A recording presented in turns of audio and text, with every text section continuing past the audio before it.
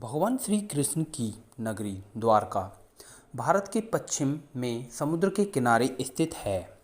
श्री कृष्ण मथुरा में पैदा हुए, गोकुल में पले बढ़े और शासन उन्होंने द्वारका में ही किया। हिंदुओं की पवित्र चार धाम यात्रा में से यह एक धाम है और 7 पुरियों में से एक पुरी है। द्वारका एक छोटा सा कस्बा है। इसके भीतर बहुत से मंदिर हैं। द्वारका के दक्षिण में एक लंबा तालाब है जिसे गोमती तालाब के नाम से जाना जाता है। इसी नाम पर द्वारका को गोमती द्वारका भी कहा गया है। इसके ऊपर 9 घाट हैं। जिस समय श्री कृष्ण वहाँ शासन करते थे उस समय द्वारका बैकुंठ के समान थी, जिसमें भगवान का भरा पूरा परिवार रहता था। उनकी 8 पत्नियां थीं, जिनके नाम थे रुक्मणी, सत्यभामा, जाम्बवती, मित्रवंदा, सत्या, लक्ष्मणा, भद्रा और कालिंदी, जिनसे उनके बहुत से पुत्र और पुत्रियां थे।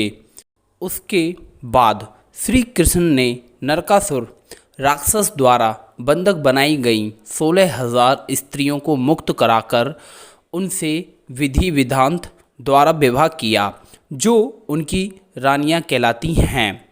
उनकी 8 पट रानियों में से जाम्बवती नामक पट रानी भगवान के चरणों में रीछ राज जामवंत की भेंट है। भगवान श्री कृष्ण ने जब राम अवतार लिया तो उस समय जामवंत जी भगवान श्री राम के सलाहकार थे, जो भगवान विष्णु के परम भक्त थे। जामवंती पटरानी होते हुए भी संपूर्ण भाव से भगवान कृष्ण के प्रति पूर्ण रूप से समर्पित रही।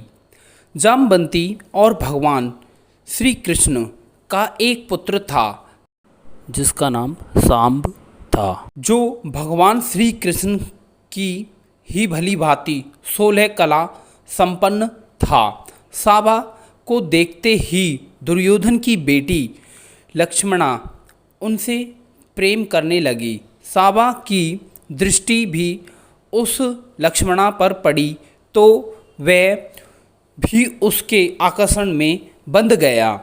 कौरव लक्ष्मणा का विवाह श्री कृष्ण के पुत्र से कदापि नहीं करते, इसलिए दोनों ने गंधर्व विवाह करने का निर्णय लिया और विवाह कर लिया। तत्पश्चात साबा लक्ष्मणा को अपने रथ में बैठाकर द्वारका ले जाने लगा तो कौरवों ने मार्ग में ही हस्तिनापुर की पूरी सेना के साथ उस पर धावा बोल दिया। कौरवों की विशाल सेना का साबा ने डटकर मुकाबला किया, मगर अकेला कब तक विशाल सेना का सामना कर पाता। अंततः साबा को हार का मुंह देखना पड़ा और कौरवों ने साबा को बंदी बना लिया।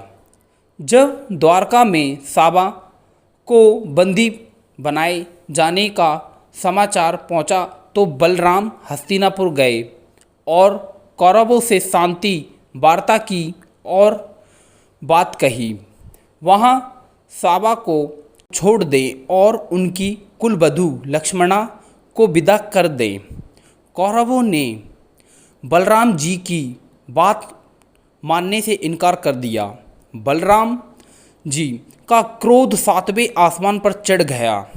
उन्होंने अपने हल से हस्तिनापुर को प्रहार किया और हस्तिनापुर को खींचकर गंगा में डुबोने के लिए चले गए। कौरव बलराम जी का भयंकर रूप देखकर डर गए और उन्होंने क्षमा याचना करने लगे। बलराम जी ने उन्होंने क्षमा कर दिया। कौरवों ने साबा और लक्ष्मणा को बलराम जी के साथ विदा किया। द्वारका जाकर साबा और लक्ष्मणा का सनातन संस्कृति के अनुसार विवाह किया गया।